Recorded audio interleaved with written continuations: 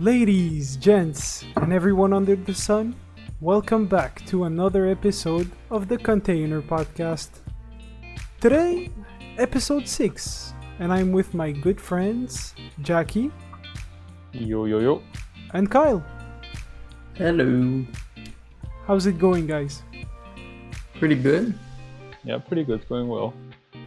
Nothing special, like for myself, I'm preparing for the midterms. Yeah, pretty much the same. Just working. My man's, it's fast. Yeah, finished my schooling. Okay, so today, guys, we're gonna have a crack at my surprise subject that I promised a long time ago, and we're gonna review the movie homework we talked about last time, the Princess Mononoke, the Studio Ghibli film. I don't know if I messed up the pronunciation, but that's how we pronounce it. Ghibli, right? Ghibli? I hope so. I think Ghibli. Sounds right. So, as for my surprise subject, I think you guys were anticipating some Xenoblade 2 talk, but I was like, nah man, I'm gonna spare them for that, and I'm going to spare myself from being ashamed and my two co-hosts leaving the podcast on the second minute. So I decided against it, and today we're gonna talk about school, but a particular subject that I read about recently, and I had a lot of questioning and theorizing that came after looking into it. Grading, boys. Giving grades to people, and the kind of system we use to separate people in the class. So, do you guys understand the concept, right? Grading? Some people get A's, some people get E's, some people get C's. Okay, but do you mean, for example, like from a different education system to another, they have different grading methods, or you're talking? No. I'm talking about grading worldwide as we know it, right? The grade system that either gives you a percentage or a letter, but that has the intrinsic purpose to separate the top brass from the middle of the pack to the low tier students. So, as a concept, right? That's the discussion today, and I am going to introduce a question a little bit later that at least I would want to answer a little bit later. And the question is, should we completely remove it from school? No more grades. Okay, I think I understand what you mean. So you'd be like, yes, how would school work? And that's the purpose of the discussion.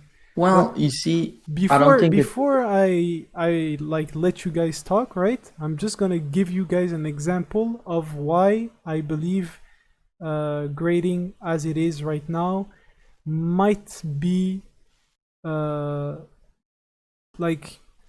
something to rethink.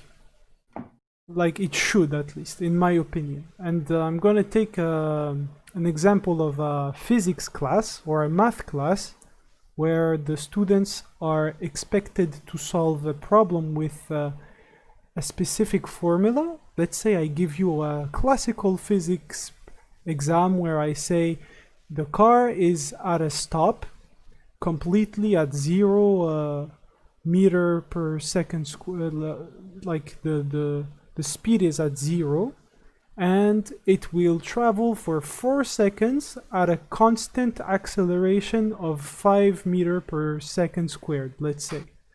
And then the people that are in the class are supposed to remember what they were exercising on and plug the correct formula into the problem.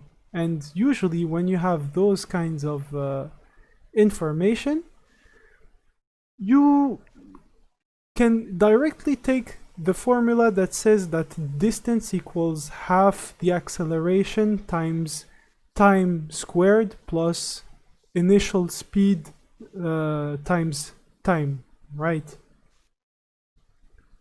Yeah, You know right. that one, right? I guess you know it because yeah, I don't remember, but yeah, sure. Yeah, You remember that one, Jackie? yeah, I do remember, but I don't know if everyone remembers.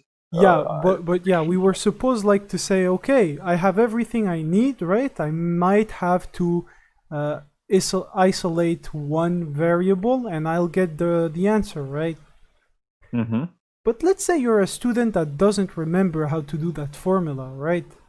But Yeah. you're thinking really hard about that problem, and you're getting a little creative. You're like, I might not remember the formula, but what I'll do is I'll calculate the distance that the car has traveled at a specific interval of time, and I'll not I'll add up, right, all those distances that I've calculated with uh, my method. And when you think about it, it's very intuitive.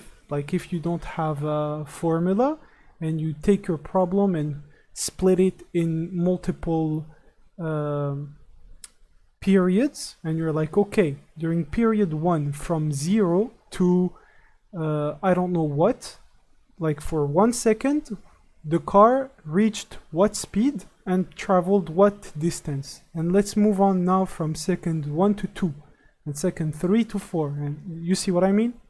Yeah, I see what you mean. Yeah, you divide your distance between time intervals. Exactly.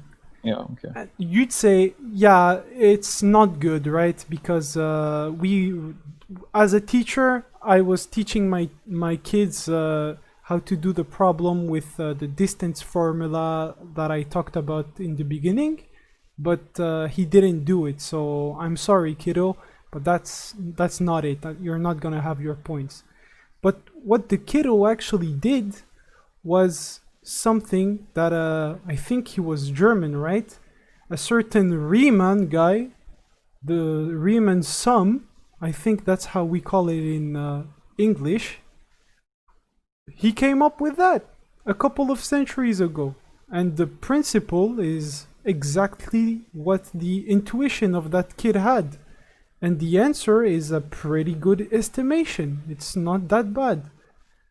And it would warrant some points. He actually tackled the problem with a different method and came to a pretty good result. But he won't have any points because that's how grading works, right? So this is my example, like, because often people tell me math is either right or wrong. But in the real world, it's not like that. You have many ways to come to a good answer and a good way of tackling a problem, even in math. So imagine the other more subjective classes. Let's say a writing class. Why is somebody deducting points from you from a certain structure of phrase that you're using? It's because it's not the commonly understood and established usage of the language, right? But it's not better per se. It's just a standard, right? It's how to apply yourself at something very specific. Does it like correctly, how can I say, does it correctly evaluate the intelligence of the person? Does it actually separate the better student from the lesser students? And is there such a thing as a lesser student? Like, this system clearly puts in the minds of the kids that some people are better than you and some people are worse than you, and it's an objective fact. They are less smart or less hardworking. And yeah, I think that there is that whole cycle, right, of teaching, preparing for an exam, and passing the exam and being evaluated with a very strict criteria. Like you have to respect that standard, or I won't make you pass as a teacher, right? Because I don't have the time. If a teacher had the time, I believe that he would go and tailor points with each approach. But when you have, I don't know how many students, and you don't have the time to do that tailor-made correction, you just have to go fast, and you're like, okay, -1, -1, minus. Okay, he got that. I saw what I wanted to see. Up. Give you this point. Next copy. So, what do you guys think? I hope that I explained myself in a way that you guys understand the surprise topic now. Yeah, I understand it. But so I think it's very difficult to say, for example, what you just said there, the fact that, oh, maybe he did a different approach, maybe you can give him more points and whatnot. And to an extent, I agree, right? But at one point, if, for example, the question wants to test you on something specific and you're missing the point, then I think that, sure, maybe, like you said, the person maybe showed some out of the box thinking and decided to approach it a different way. So that's fine, right? But I think that ultimately, if it doesn't give you the result that the question was asking, then sure, it should be penalized because it's not the good answer, right? The question is there, and there needs to be an answer. Now, if you want to come and give more points because, okay, that person did out of the box thinking and stuff, I guess, but I still think that if you decide to go a different method and you get the good answer, then yeah, it should be you should have full marks. If it makes sense, right? Let's say the question is 2 + 2 and you come up pull with it out of your 16, ass, yeah. No, I'm you talking don't about show legit. proof or Yeah.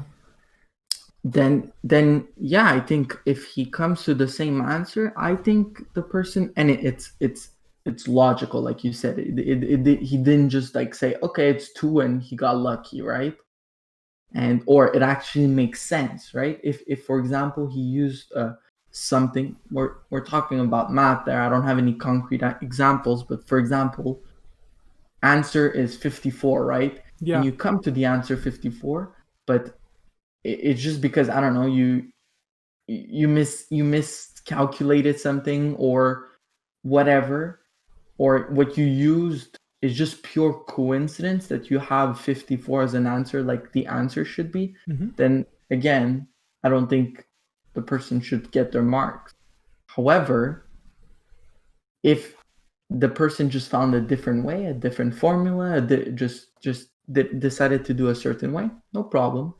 They should get their points. But if they didn't, that question is trying to evaluate if your answer is correct. It's as simple as that. I think, I really think you overestimate how the grading operates and how people set up exams and test knowledge.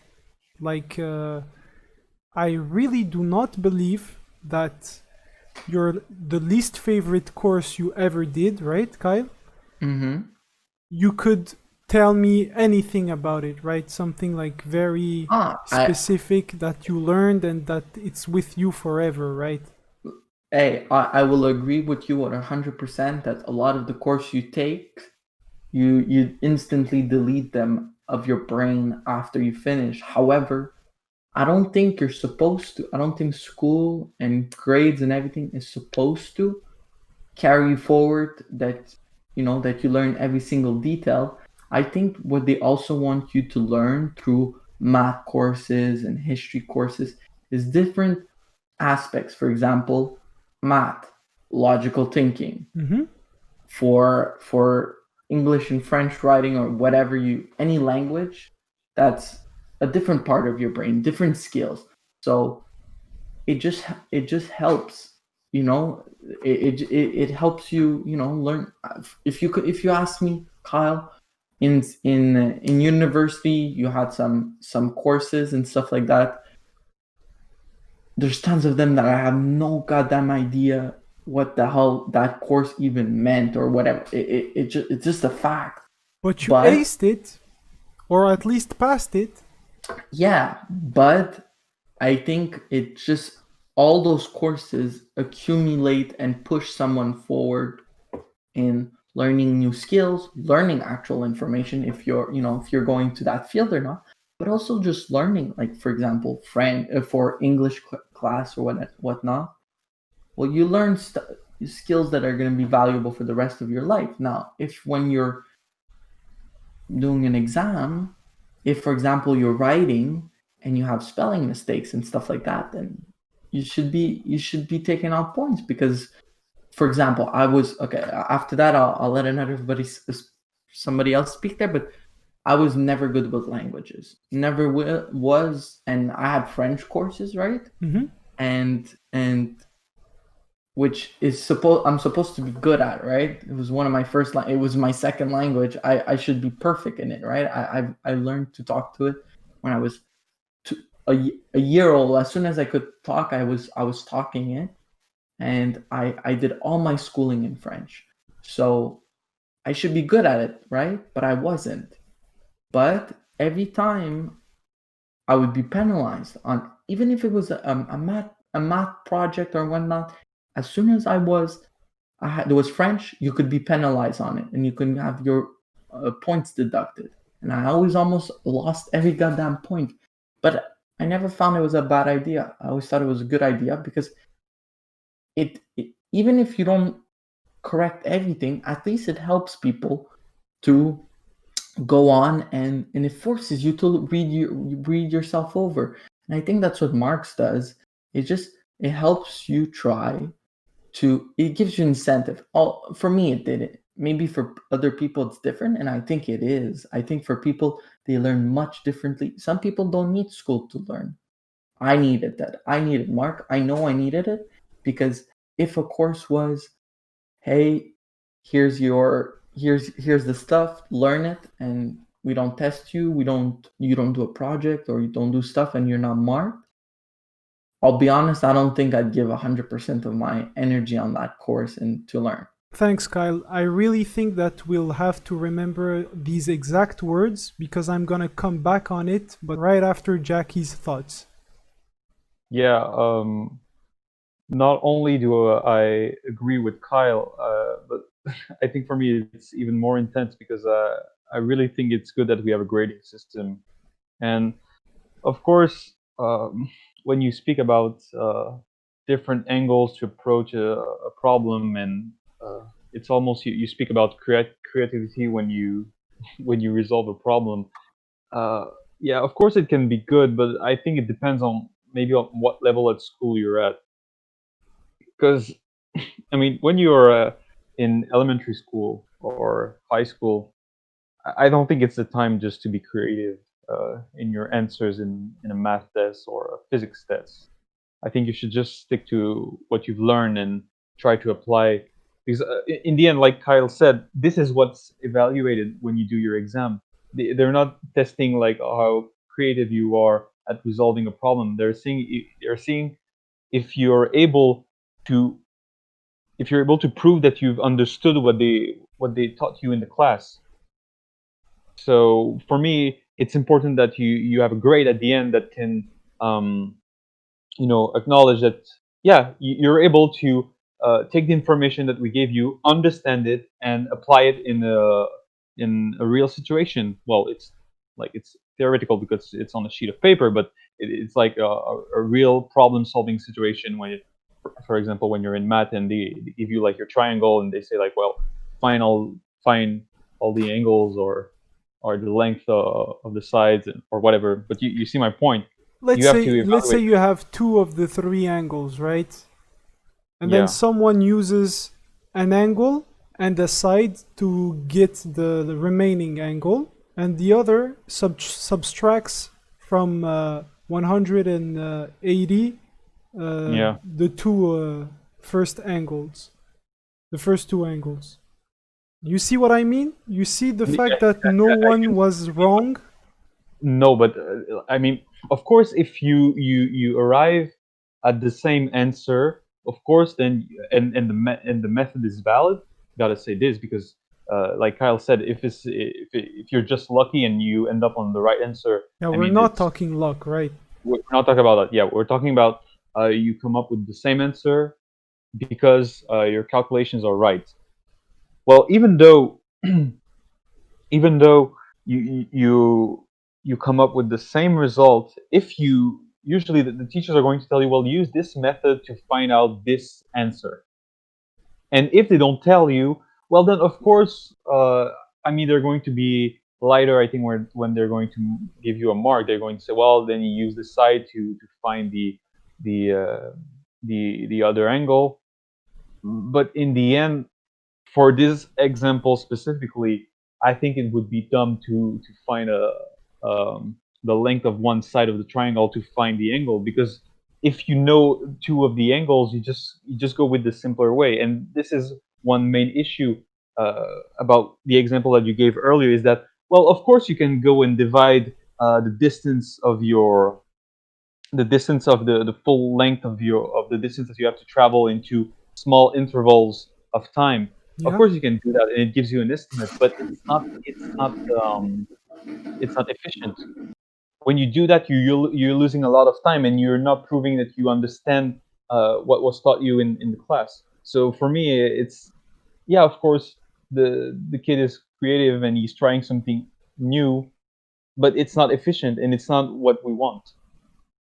But that's the thing, right? You're always coming back to what we want, what we are grading, and that's what we're trying to discuss. That whole process. And the fact that you two are you guys agree on the fact that grading is pretty much necessary to have any kind of work from the students is another part that I personally disagree with. I do not think that it's reasonable to think people would only ever work for personal reward. And I do not think that making them work at in class and then in this type of way, right? Because we're keeping the standard system. The way schooling should be is going to come afterwards, but like currently how it is, and then we send people back to their place with a lot of homework because what they learned in class has not been understood, and they have to do overtime work at their place to get the result that they were meant to get, so that on the exam, according to the grading scale, they fit the standard and they get their points. All that cycle, I think, is trash and it should be Okay, well, changed. okay. We I think we have to focus on, like, what type of school are we talking about? What Yeah, level that's of, the thing. That like what yeah. I'm talking about is that right now we're the nth generation of people that go through this exact system, and we are not going to be the last. My little sibling is doing the same thing right now. My future kid is going to do the same thing, and probably my grandkids are going to do the same thing But like the problem that you're talking about, because is it? Are you like? Is it for high school? Is it for elementary school? Is it for for every university? school, right? For every school, but it's not the same. Yeah, it actually is. What I mean by that is that we have broad, like we say to people to broaden their minds, to open that up, and to be able to think big. But when it comes to that, it's just like a small closed box that seems impossible to improve, because people cannot even imagine how we could change what has already been said and done. Like, I would give you an example, right? Instead of having a class of 35 people and putting them in a class like we do right now for 2 hours and throwing stuff at them and seeing them half asleep and just continuing shooting, here's your homework, see you tomorrow, and then after 4 weeks we give them an exam, I think that whole thing should be completely ripped down and rebuilt another way completely. And one of the ways would be smaller classes. A class of like max 10. And with a class of max 10 people interacting directly with the teacher and having another way of personalizing learning, I think people would want to learn, no matter if they are rewarded by a grade, because they will be rewarded by knowledge. And they will see, like, why like reducing the size of the class changes anything in the marking system and in the education system? I mean, of course, yeah, it changes hear the dynamic me of the out, class. right? If you change the size of the class, you have more time per student. You're so stuck because we are good students, right? We did well in this system, so why change it? But that's the thing, right? I don't believe that we've done well in it and came out completely satisfied. I think we can look back and criticize it for what it is. I think it's kind of insane the amount of work that we had to put in at home to achieve the level where we were top tier students in every subject. And when I say that, I'm like, yeah, I hope so that we succeeded because of all the work that we put in. The extra work. That's the thing, right? It wasn't in class that the difference was made, even though some people don't even listen in class. But that's the thing, right? If you have smaller classes, you can go and pull back students into the class, into what's being taught, and having, like I said, more personalized lessons, having more interaction. You have more time. You can go ahead and reach out for every single student and get and pick their brain and try to make them interact and everything. That's what I mean, right? I mean that. But this is the way the content is taught. But at the end of the day, when the exam period comes, you have to get in the class, sit down, and write your exam, and after that, they give you a mark. Whether or not the teacher has more time for each student, it doesn't change the dynamic of the exam or the marking system. It does. That's what I'm telling you, right?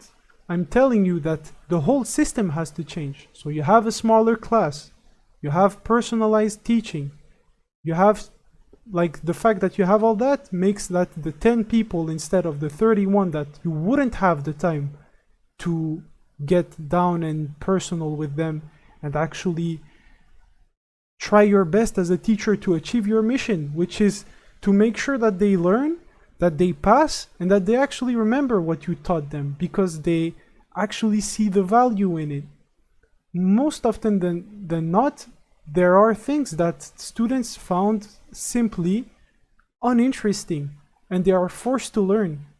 And the reason why it's uninteresting is not because it is inherently uninteresting.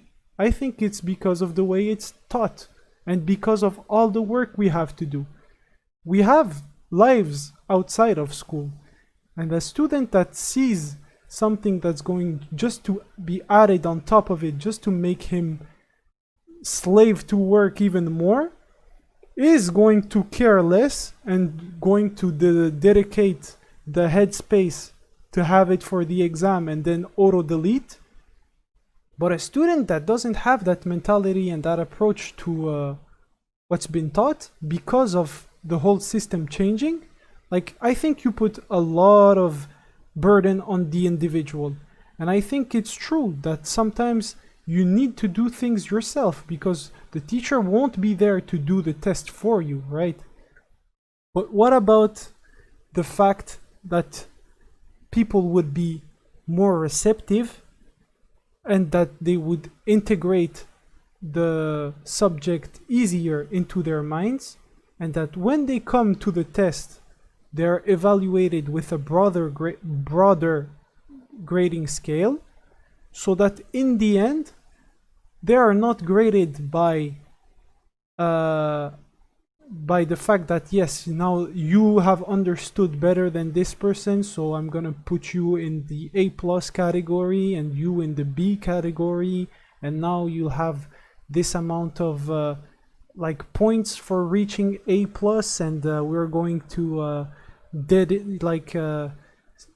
remove you from every kind of career path that you would love to pursue because you are a B student and not an A plus one. So I'm sorry, man, you gotta stay there. You gotta get good at what's being taught, right? That's how it's integrated into our minds and souls. But in actuality, the standards, right? Like Kyle was saying, I'm trash at languages and I will never be good at them. But he's actually really good. He expresses himself fine. People can understand him and everything. My writing is not good. Why is your writing not good? Spelling errors, right? Yep. If it was just spelling errors, I'd say, yeah, you'd have to get a dictionary, right? Or something to conjugate, right? But if it's structure of the phrase, because most often than not, the most amount of points that are deduced from what I saw, at least to me, because I didn't have much of a spelling problem, was, yeah, this style of writing, it's not good. We want to have more of something akin to this. And then you're like, okay, but does it change anything? And then they're like, yeah, it might not be written anywhere that we want that style, right? But it's the formal style, it's the standard, so you have to comply to that. And I'm like, bro, this doesn't evaluate anything. This is not something that should be so much insisted on. So No, I don't agree with you with that, because especially in language, if you just, even if you spell correctly, you cannot just like throw words here and there. We're and not expect... talking throw words, right? We're talking about someone writing a correct, syntactically, like everything is correct, but because you have chosen to put the complement here or there, it's not good enough. It should have been done in this exact position because this is how we write. And you're like, no. I mean, there are some... It depends. It's not true. This is not how we write. This is how you want to write, right? No, but I mean, it's probably... Well, it depends on the sentence, because, of course, you can say, well, I can construct the sentence the way I want. I can do it the way I want if it makes sense and if it's grammatically correct. But depending on the subject and what you're saying, that's why it's very difficult to speak about that, because it really depends on what you're saying. It's very specific to the sentence itself. So depending on the sentences you have, it's true that sometimes you may have to rearrange things in order to have something that is more natural to the way that we speak or that we write, because there is such a thing as a correct way to say things and a formal way to say things. There are rules, right? But you can't force people past the basic rules, right? There is you reach a point where it's not about being correct. It's about being the way we want you to be. And I don't know if you found that yourself in language, but when you reach a higher level of exams in the languages, it's mostly that. It's like, if you don't write in the way that we want you to write, you're not gonna do well, even if it's good. And it's life, right? You're like, okay, I guess. As for math, same thing. You get creative, you give a good way, but it's not the way we wanted you to do it. Sorry, boy. not we'll, good g- enough. we'll get back to math afterwards. But for language, I think, like, to be honest, I've never encountered I've never encountered such a problem where the teacher says, "Well, you should write this way or this way," because and even if it's sometimes it happen in rare cases. Usually, it's not where you lose most of your points. I mean, when you look But you at still lose them, right? That's what I'm yeah, you talking lose them, but about. it's like some point. It's not that much. It's a little bit of point. Yeah, Usually, but I mean, the biggest issue in writing It is creates a spelling. difference, though. I don't know if you can understand what I mean. And then you're graded and compared to the others. That's what I mean, right? Why am I less than someone that has adopted that syntax? Well, it's like I said, it's very specific. It would depend. Like we would have to like take back one of your exams or one of your But it happens all the writing. time, though. It's like, yeah, I but don't know how look, to explain it to you since you have adopted the style that they wanted you to adopt and that you've done well. Any style. I just look, write the You way. know what I mean, right? If you I don't. don't, we'll talk I about don't. it more in details because right now we are wasting a lot of time talking about language. But in the end, what I wanted to underline was that if we managed to create a different system in which we could have these kinds of classes and in the end evaluate people with a pass or fail, I think the world would be a better place. well, I know you touched a bit about it with the question there that you wanted to ask, and about should students have, marks, Yeah, or yeah, at just all, yeah. more of a pass or fail, and you just briefly talked about it, and I I think in a situation like that, we, for example, us, right? There's a university in our city that for doctors, they stop using grades. It's either pass or fail. That's at the Montreal University, Yeah. and in their medical program, all the doctors that are there, if they do an exam, it's pass or fail, right? Now, for certain stuff, I think, like doctors, right? I'm scared to say, oh yeah, that's fine, right? Because we decide that these are people that are dealing with human lives and stuff like that, right? Mm-hmm. Like, for example, an historian or whatever, that it's important, but this one has actual physical consequences where somebody can die. So An you historian think that you think makes a a mistake. doctor having a B plus instead of C, right, is going to maybe change a life? Yeah, no. The thing is I look at it this way, right? Yeah. It happens for people to have bad marks. Hell, I had a lot of them, right? It was an occurrence, right? Especially in language classes and stuff. I didn't always have great marks, but in a situation like this, where we're like, let me rephrase it so it's clear, because right now I feel like it's really unclear from what I'm saying there. And maybe you can cut that whole thing out, because I had a Brain blank fart moment. in my head. My bad. Go on. Yeah, well, I'll just like clear up like where I wanted to finish on is that maybe the whole world would be better off with a pass or fail system that would be strict. You wouldn't make people pass if they don't understand what you're teaching, right? You would have thorough evaluations to be sure that they pass or they fail. But the grading system to make sure that they passed or failed would be broader first, and the way you taught them before they reached that evaluation would be more personalized. And to have that, you would need smaller classes to have more time with each individual and adapt the message to the way people learn, because we don't learn the same. We don't have the same kind of memory, right? Some people are So, really photographic, right? They see stuff, boom, it's in their head forever. I had a friend like that. It was actually scary.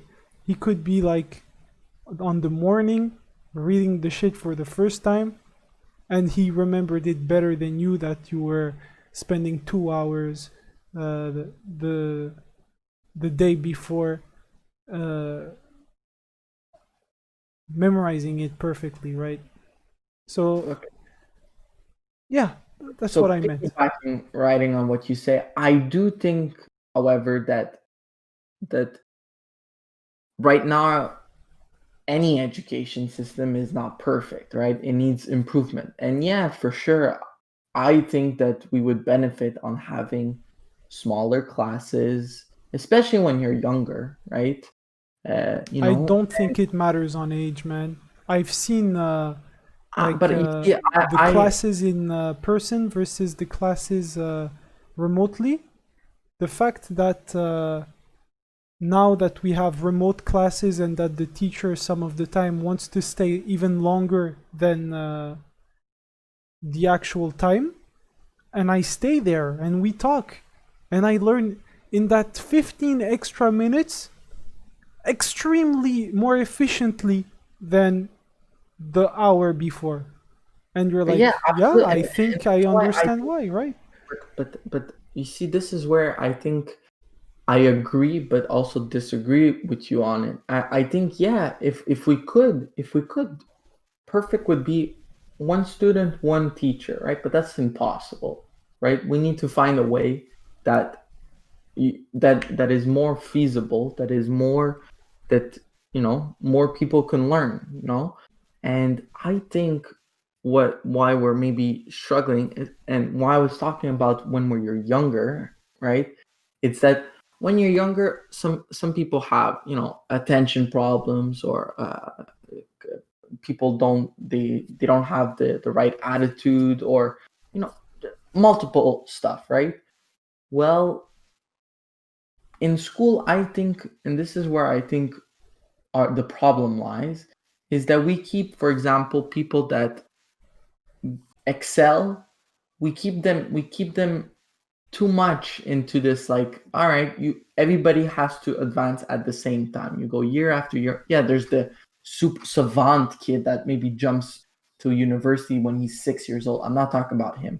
I'm talking about people that have just easier time, understand better, or whatnot. You there's this I think, and this is where I think we'll agree on. There's this obsession, especially in like elementary school and high school and stuff like that, where the whole class has to advance at the same time, right? And that's where I think it the teachers don't have as much power, because they have to give their time to everybody, but the people that can go faster are slowed down, so people lose interest with school. They don't like it. The people that are have a harder time, they see people excelling and stuff like that, when they should clearly go, well, I should be able to understand this, but I don't. And I think that's where the problem lies, is there's people that, like you said, learn completely differently, but it's so hard to adapt. It's so hard to adapt to all those learning styles, and I don't think it's possible. I don't think it's impossible, but I don't think we have either the resources, or we don't have I we have agree. I it, agree but we don't have 100% on the it. last But thing you said, right? We don't have the resources. We don't and have the that's means why to make it and that's why possible right when now, because we are not putting the money at the right place. We I shouldn't agree. be treating the education system and the teachers like we're treating them right now, since it's the foundation for the next generations. And when I say next generations, it's not the generation after mine, it's the generation after my kids, the generation after my grandkids. It's always the future. We're building the Yeah. future. I think we're all on the same page that we think that education should be brought forward more and also invested in and put resource and money and everything on. I don't think that's we're disagreeing on it. I just think that you do with what you have, right? And for whatever reason, our society decided that we're gonna put this much in is it a bad idea? I don't know. That I don't think that's a conversation that or a topic. It's a different topic, right? I think it's the same topic. That's what I want to talk about, you guys. You guys are but, a little stuck then, on the then now and now, right? I want you but guys then to think about what you want to leave for the future generations. If you that guys it's wanted to, such a simple. It's just like saying, well, do you wish more money was put in education and people had better teachers and more resources and a better structure? Of course, but that I personally I think that's a completely different subject than grading because it's on one that of it's one and the same, because in my eyes, the people that were not well treated with the current system aren't dumb. There aren't they're less not. They're not. intelligent people, and what is sad is that these very capable people are put astray. They are not favored, and they will stay not favored, and they will not access the higher paying jobs, right, that are locked behind the education that everyone seeks, right? But sometimes they're not able to because they weren't brought up the right way, or at least they didn't have the like typical how do we say, they weren't the typical guy that the system made it for. That's what I mean, right? And when I think about I wish for more money, we have more money. We can just move the money from a place to another, right? We can spend less on the army and put more on school. That's one example. And Yeah, many people would disagree with you on that, though. Why? Well, yeah, like Kyle said, maybe it's another topic, but yeah, I think that many people would disagree on that. They would say, yeah, of course we need to put more money into education. They would be like, yeah, of course we have to put more money there. Take it from the army? No, no way. We need money for our forces. So I'm sure there's a lot of people that disagree with a lot of stuff, right? But here, I think I still don't understand, because we're all in agreement that I think, and you'll correct me if anybody doesn't disagree with the statement that I'm going to make, but everybody thinks that there should be more resources in education. I don't think anybody disagrees here. Yep. Right. So that's fine and simple. But now what we're talking, I think we're diverging into another subject, because it's a fact that we want more. But if I was prime minister or God or whatever, I would.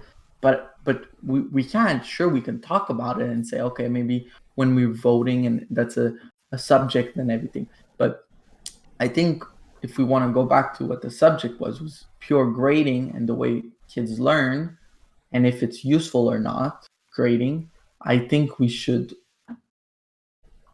not think about how much resources in the education system and stuff like that, because we're just gonna obsess over that instead of talking about the other subject, which is actual grading. And does it have an impact? Does it like you said, don't help the students, or does it help?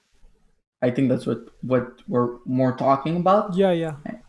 And I see it in, like I said, in two different ways. It helps some students, like for example me, and it doesn't help some other students, right? Because of many different things, like you said, like there's there's some ways where students will think a different way and they're penalized by thinking a different way. We're not the education system doesn't encourage, and maybe that's one thing that I 100% agree with. They don't encourage creativity. They don't encourage thinking outside the box, right? They always say, okay, here's the formula, use it, that's all, go on to the next problem. I understand that. However, I think that's why, and I was mentioning that a student goes through many different classes. He goes through math class, he goes through language class, art class, and stuff like that. And I think that's why we should, if you're scared of a math class not teaching any creativity, we should have classes where, for example, it's pushed forward. And I think that's why language classes come in and push forward creative thinking outside the box, thinking of just arguments and stuff like that. Same thing with art classes. Sadly, not even. That's the problem, right? But I disagree with you on that, because they give you, and this is where I think. Remember the famous question the teacher said, so what did the author meant by this? Yeah, but I've never had like what the mean, but see, I've never had that.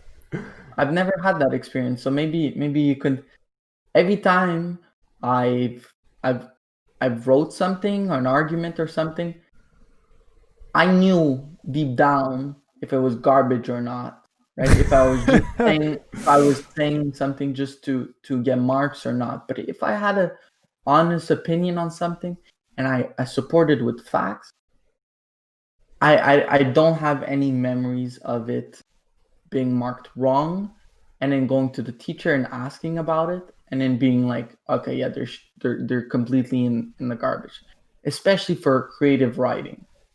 Now, if for example, and that's why I think it's still fine, because they give you guidelines, right? It goes, here it is, now do something with it.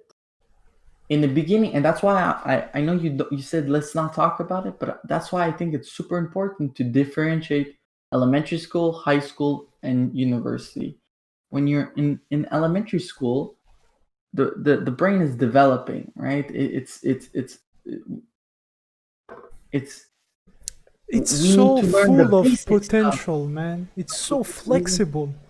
That's it. And we're pushing it into a square box like this and pushing it. And if you don't fit that thing, you're fucked, bro. I think they're giving you tools to use.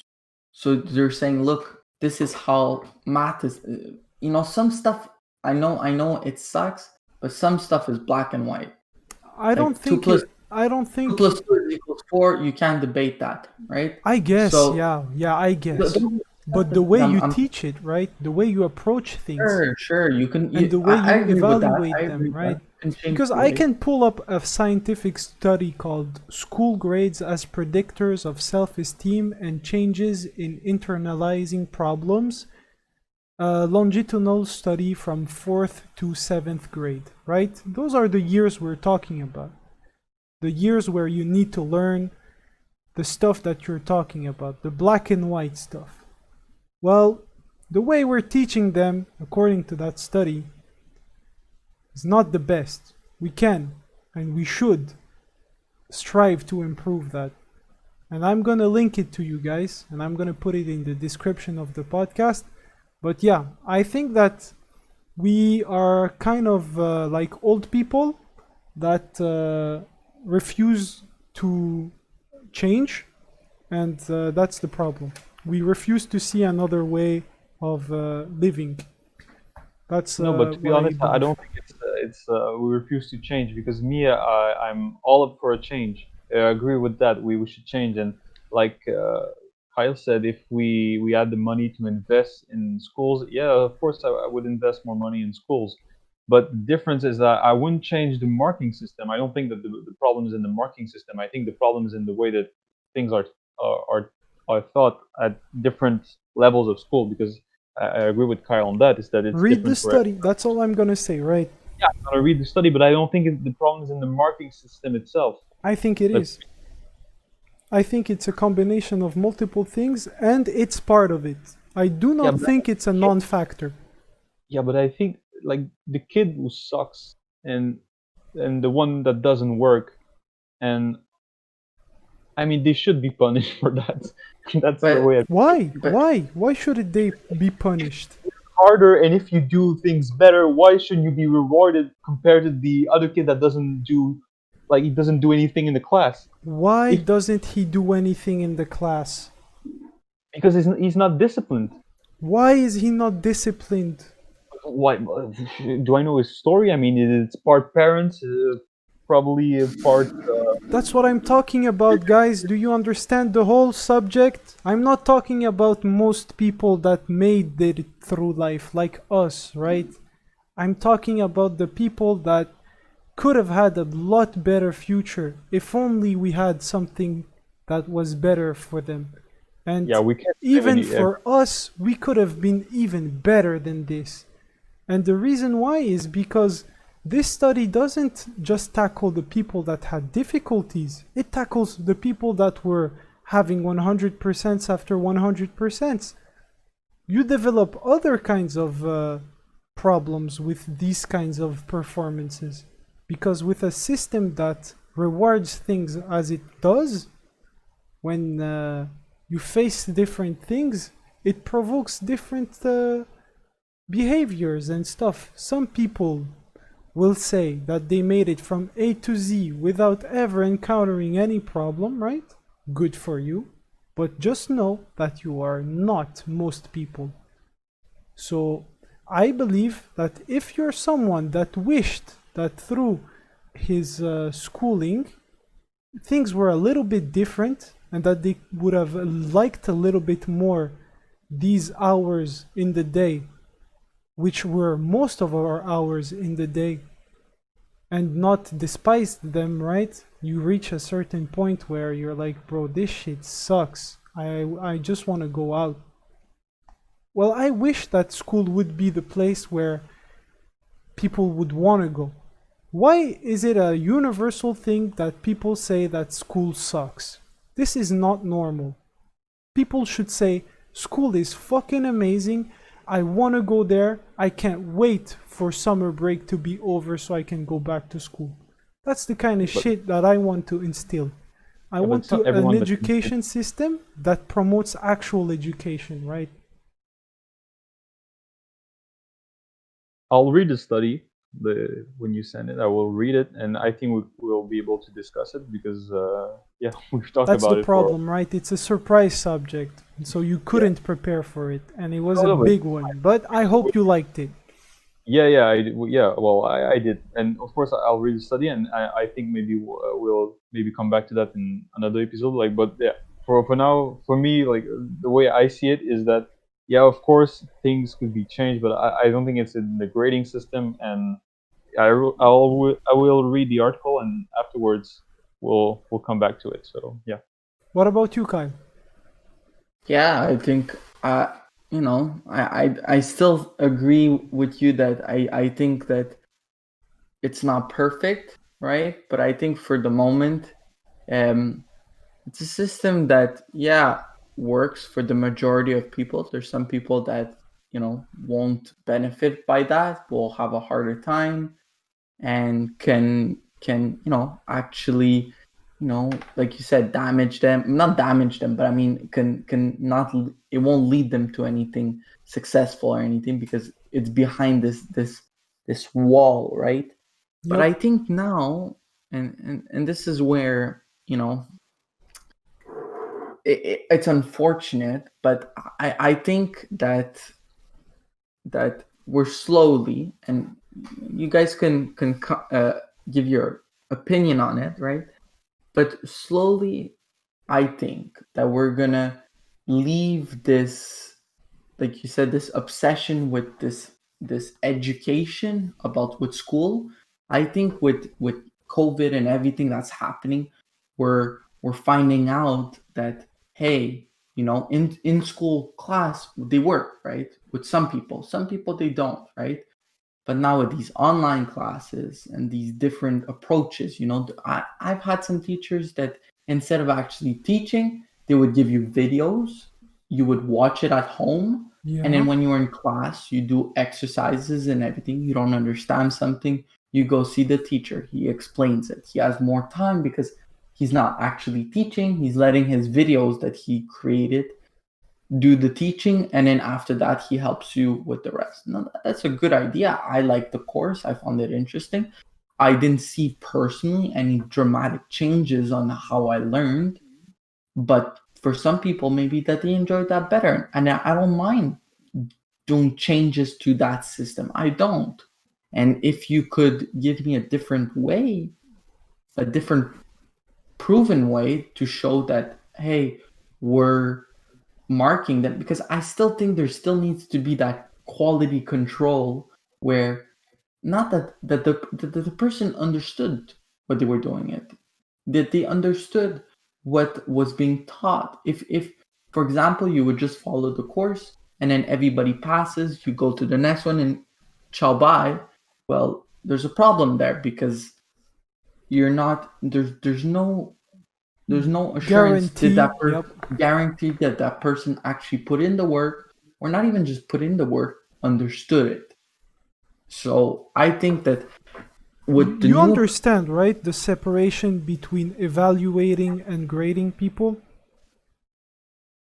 sure, you can evaluate people without grading them, absolutely. But I think for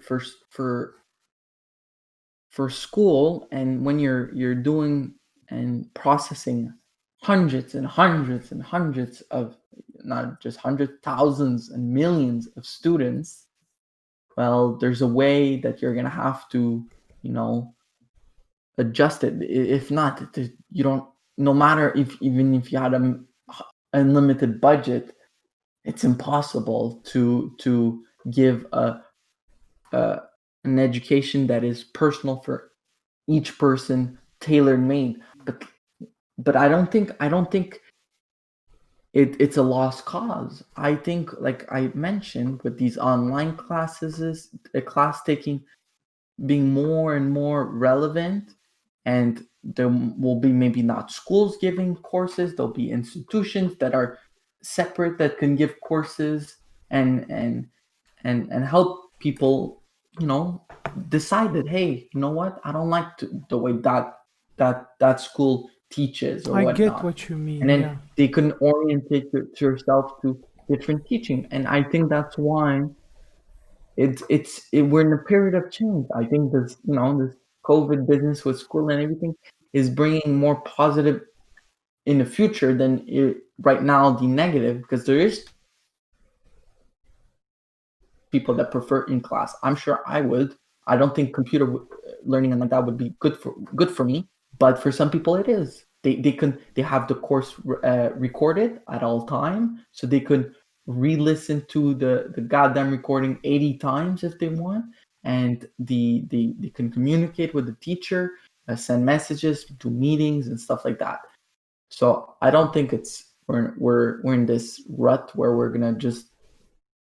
I think it's gonna evolve, and I'm hopeful hopefully, too. Yeah.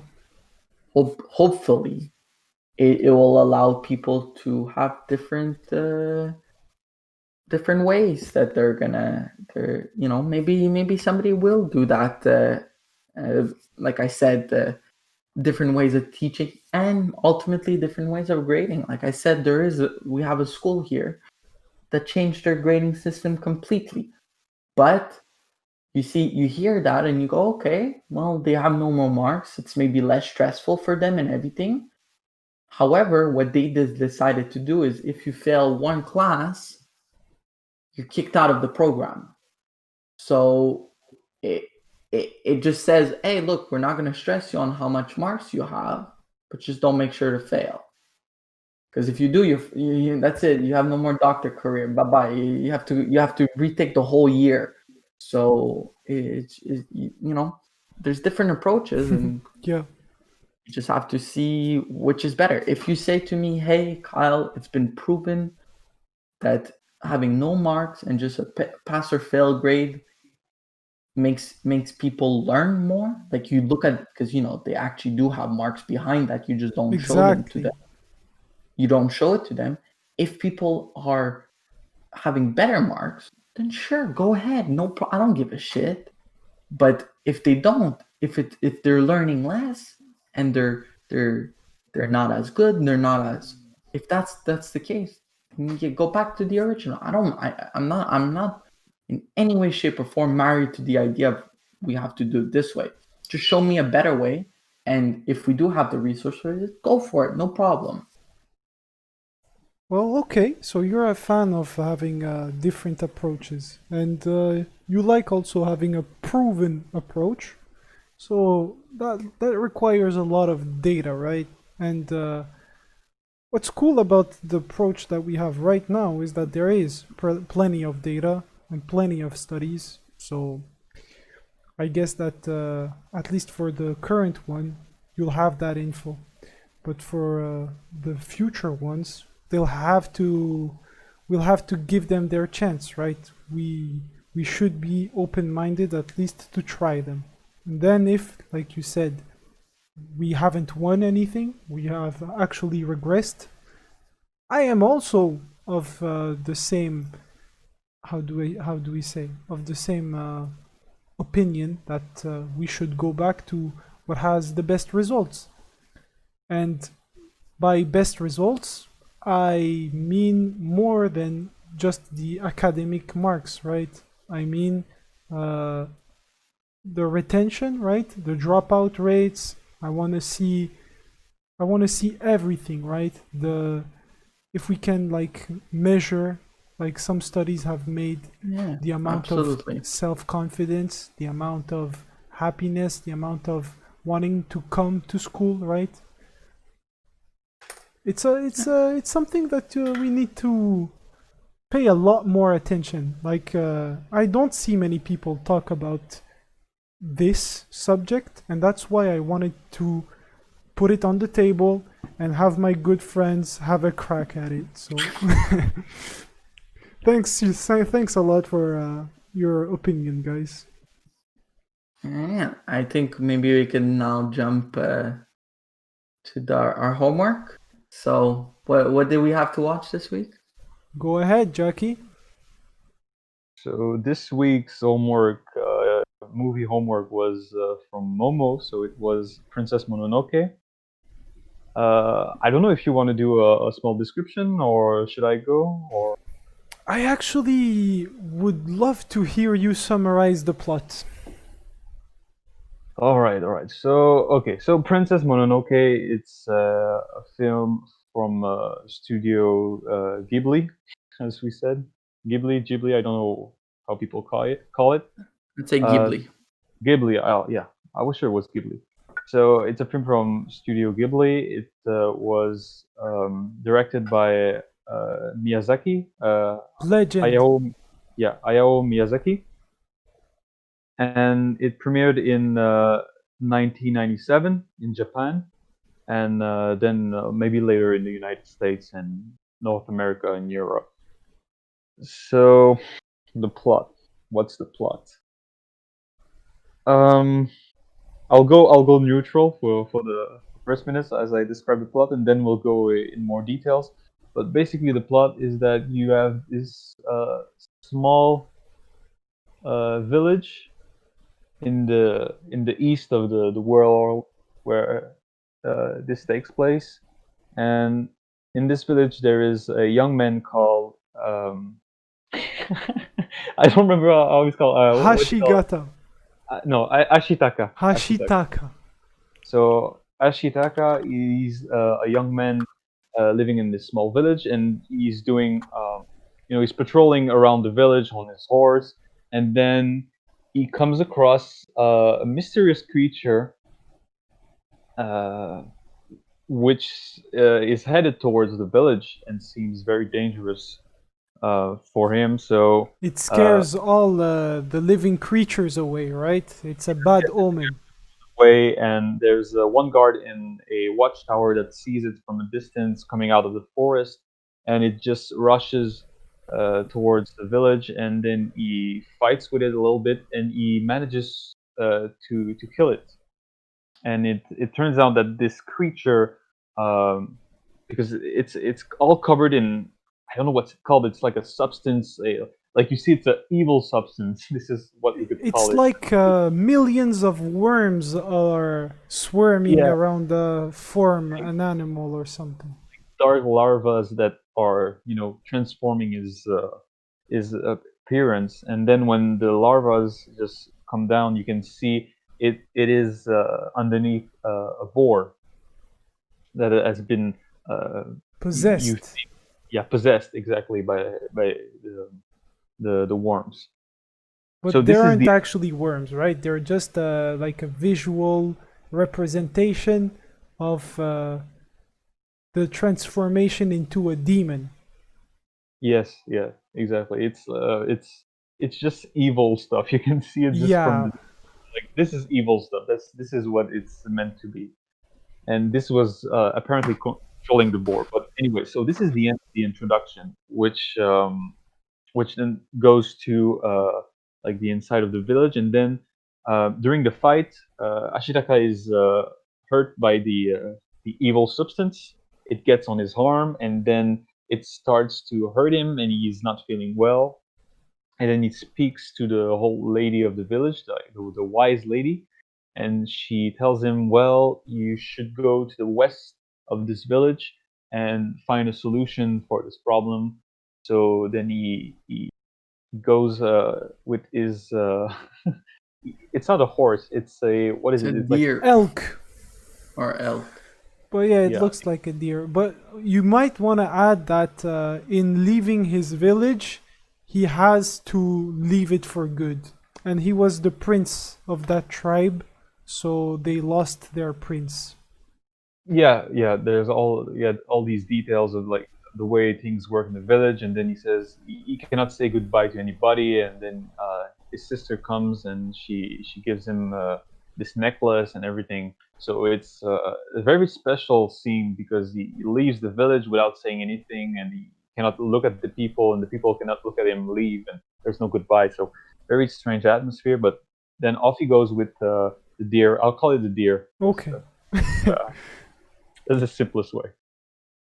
So then he goes, and he's going to go through some territories where there's war, and he's going to encounter soldiers that are going to try to kill him, and he's going to defend himself, and finally he's going to survive and manage to reach a river.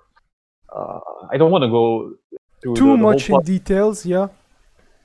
Like basically what happens is going to find some men in the river, and the men belong to a nearby town. So he's going to go to the town. He's going to rescue these guys, and then they're going to accept him into the town.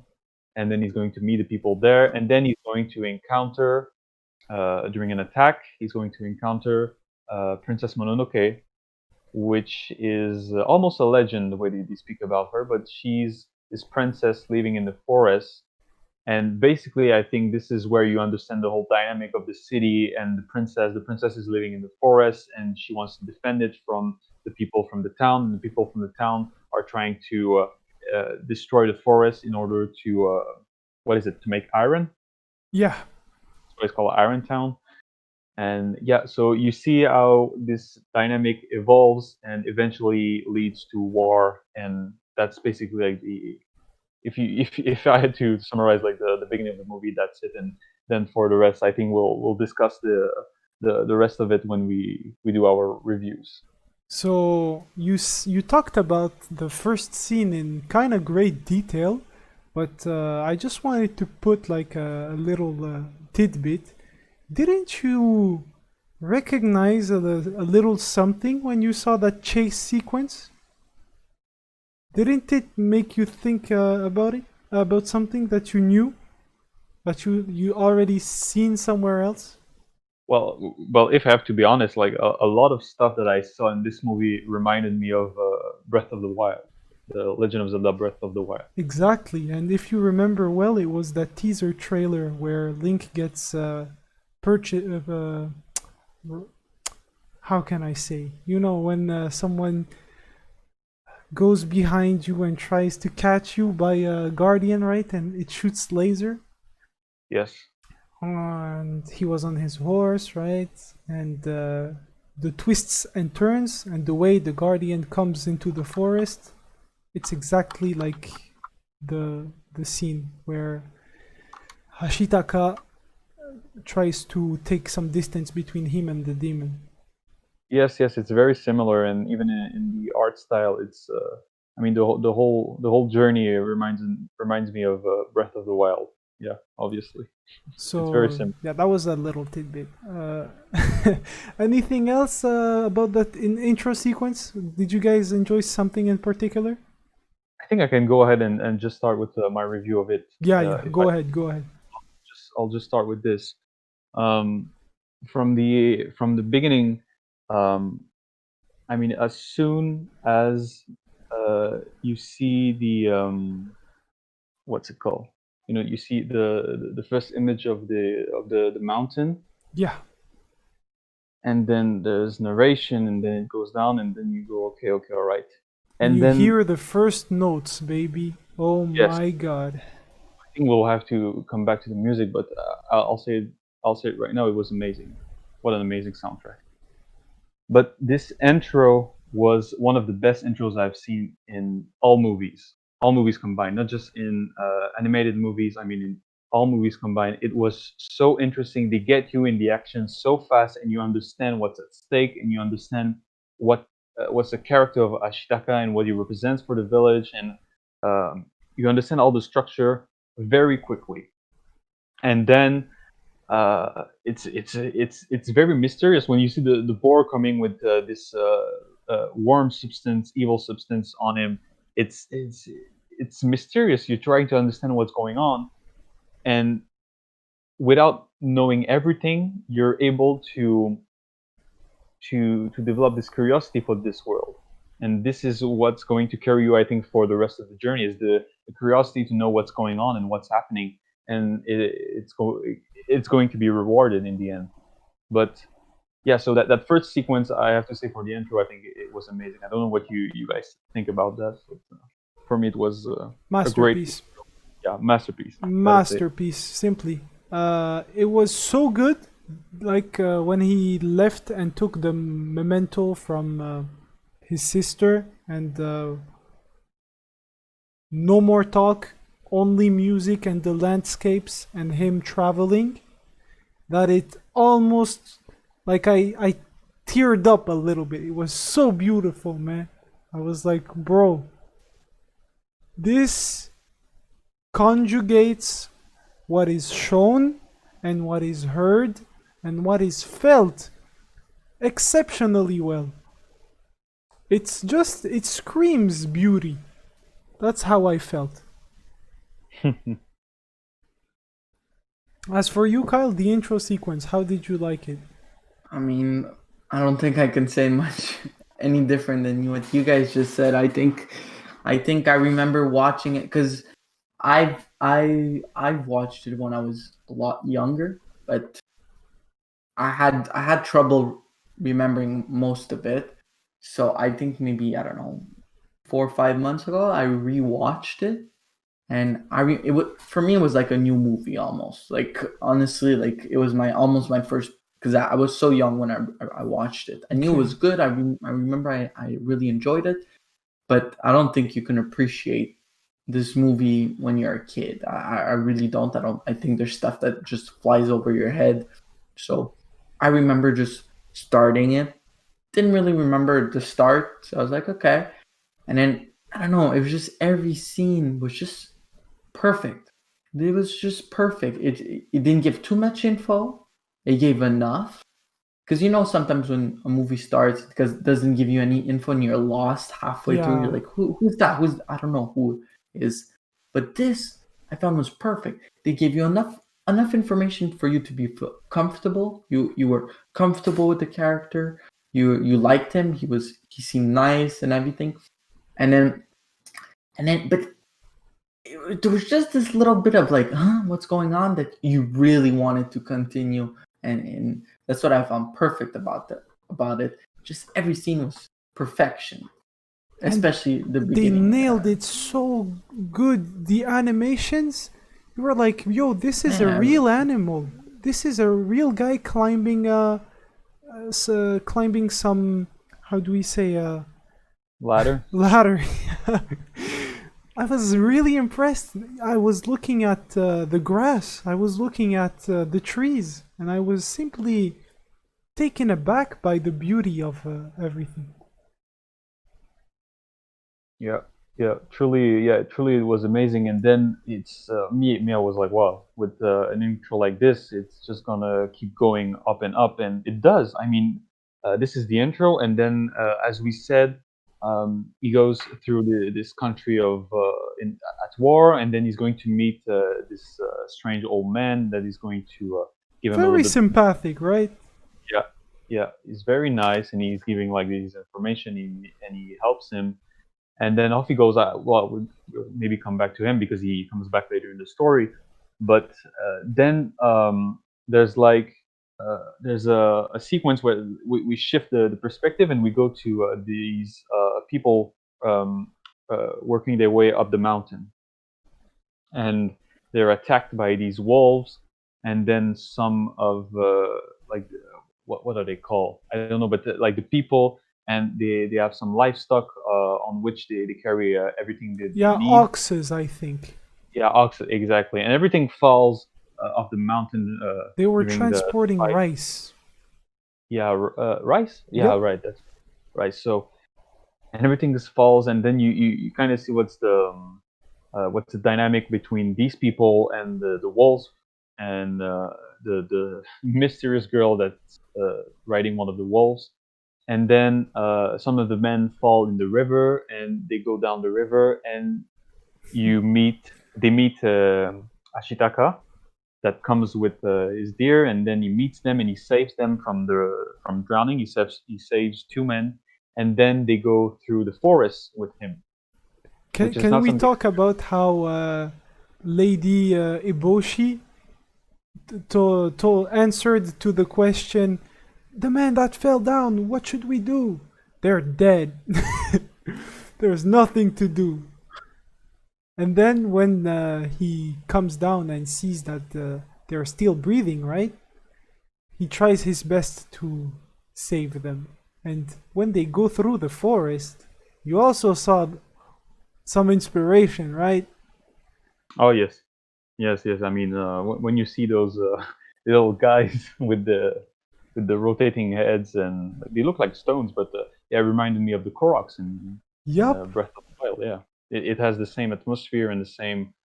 So can we confirm that Breath of the Wild copied blatantly? Blatantly, Yes. yes.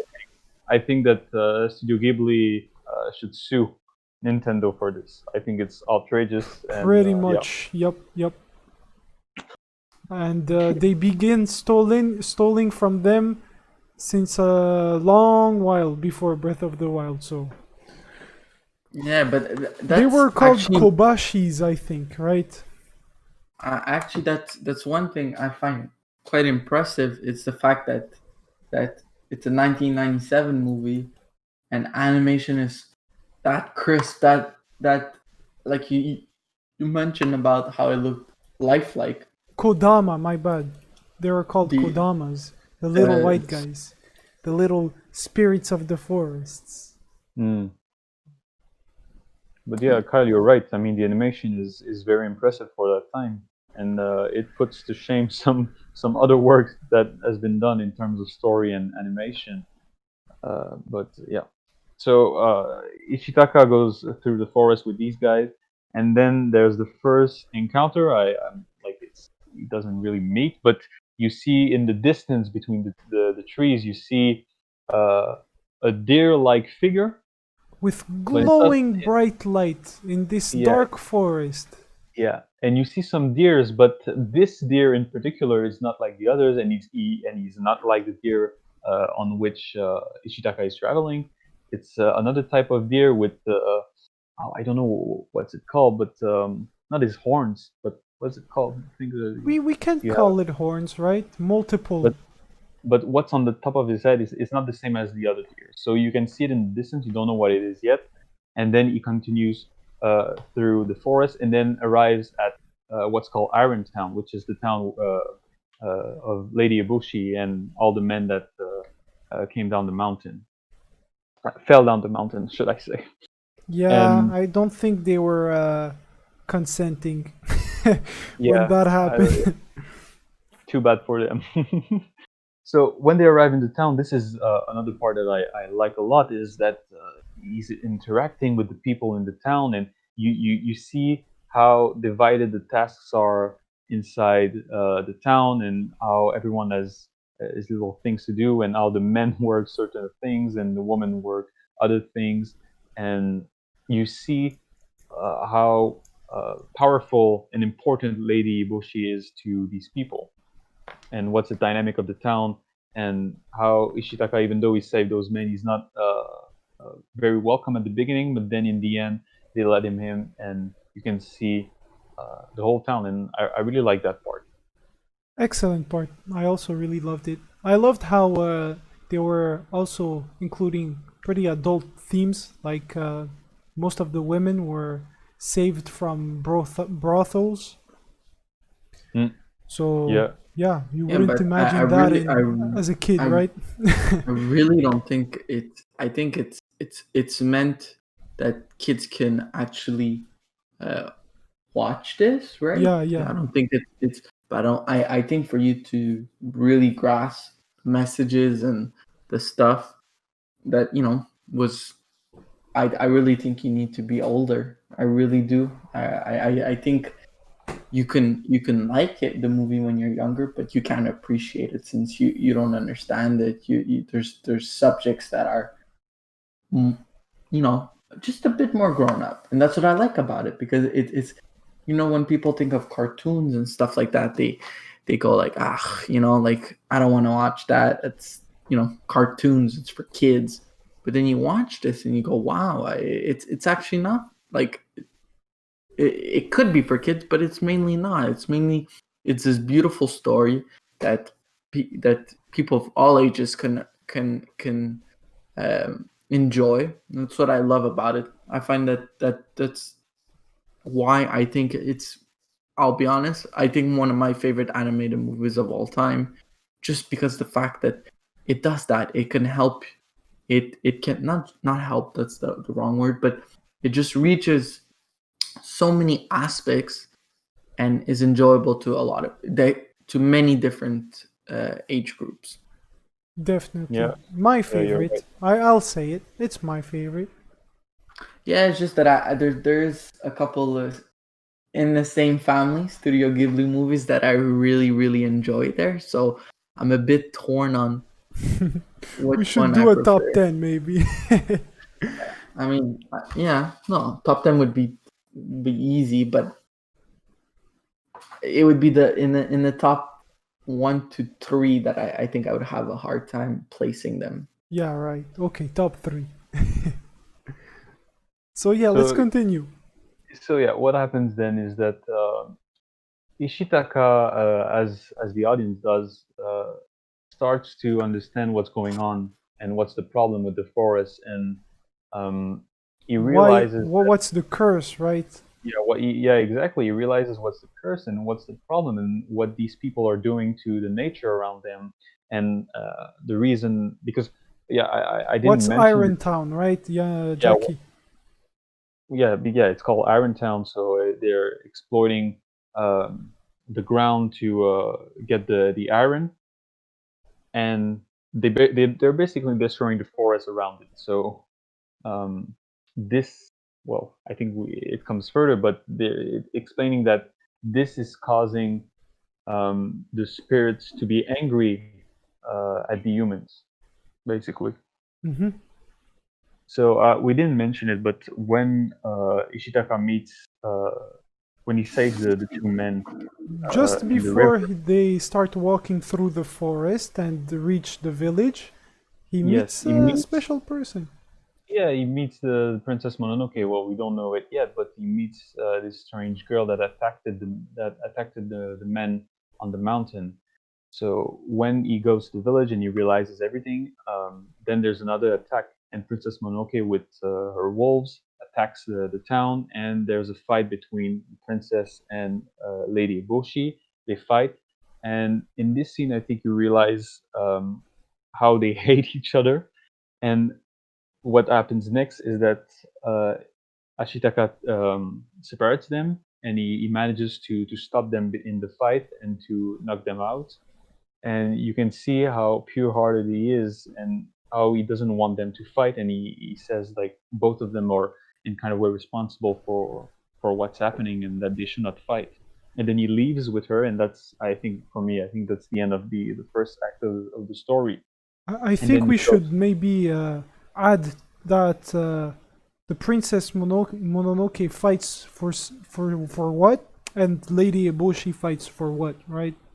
well, you So can go ahead. the princess fights for the forest and its well-being and for all the animals, and Lady Eboshi fights to actually extract more iron out of the mountain and destroy the forest in the process. But the way Princess Mononoke goes about protecting the forest is killing Lady Eboshi. So Ashitaka is against any more killing and any more revenge because he knows that it will only further the cycle of it, and it will never end. He wants to find another path, another solution. But you see, that's what I that's why I think that I love that movie so much, is that they don't have a clear antagonist. They Yes.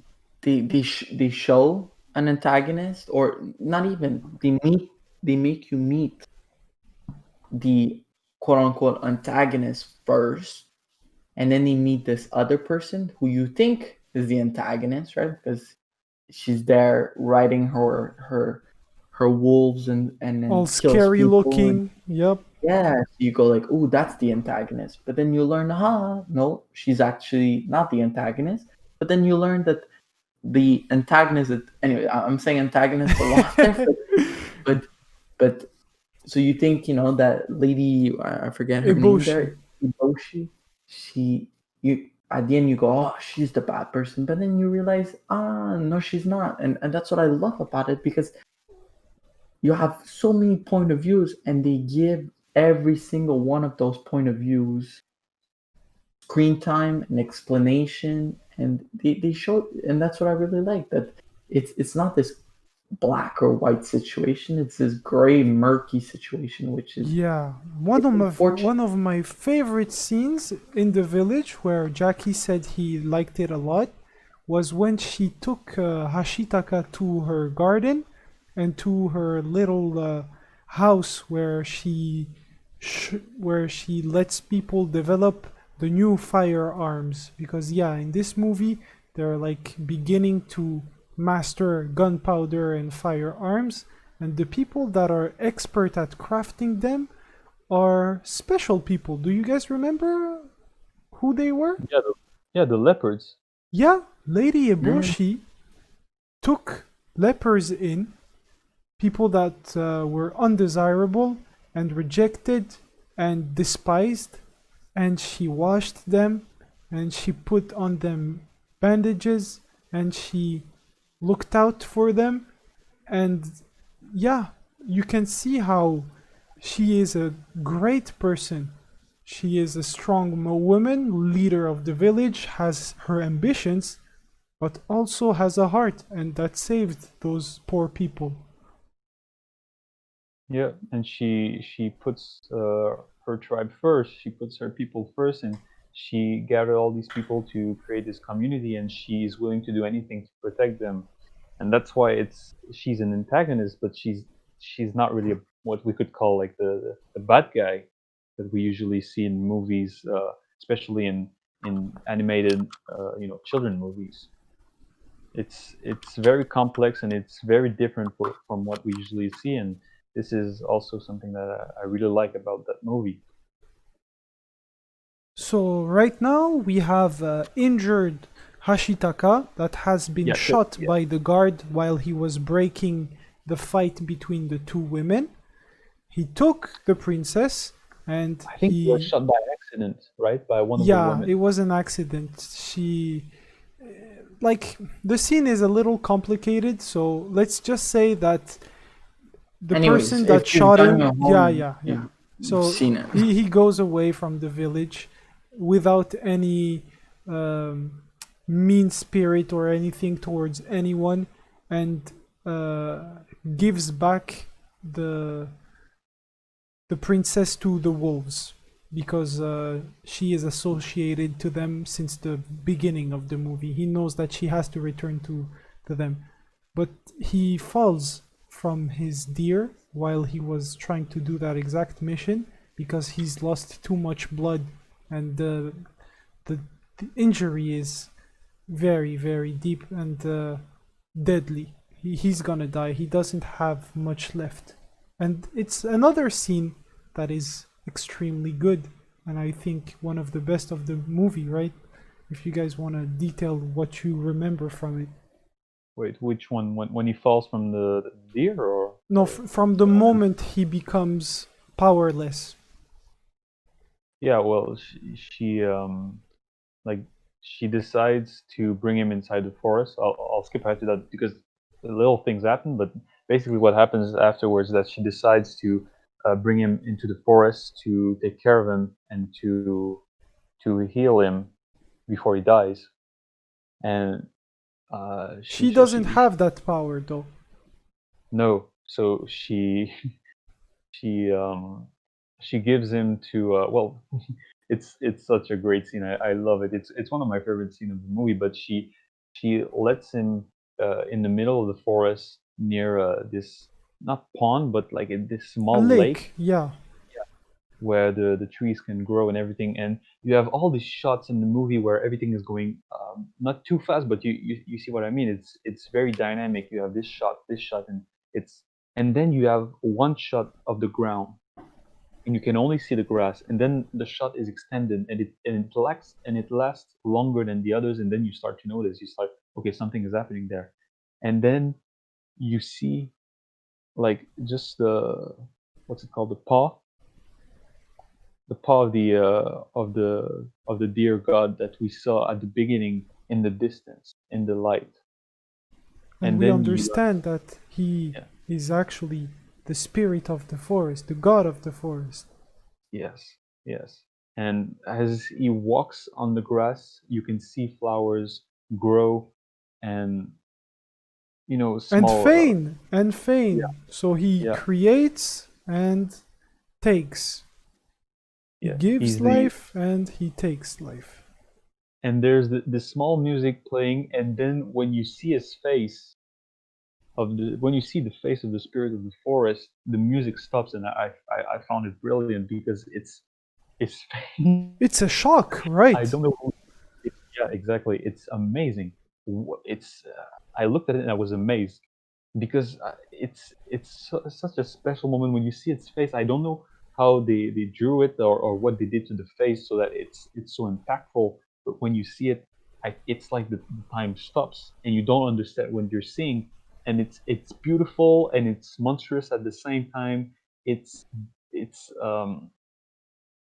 it left me speechless. That's all I can say. And yeah, What a I was really beautiful amazed. scene, man. What a beautiful scene. And it's so well put together. It's just perfect. To be honest, there is not many flaws with this movie. And since I'm one of its biggest fan, you won't hear much bad things coming out of my mouth. I do have a question though for you guys. So I went just before I did a little stalking, and I saw that you guys gave it marks on a website called Letterbox, which is pretty much just somewhere where you can rate your movies and stuff. Did I rate it? Yeah, I you did.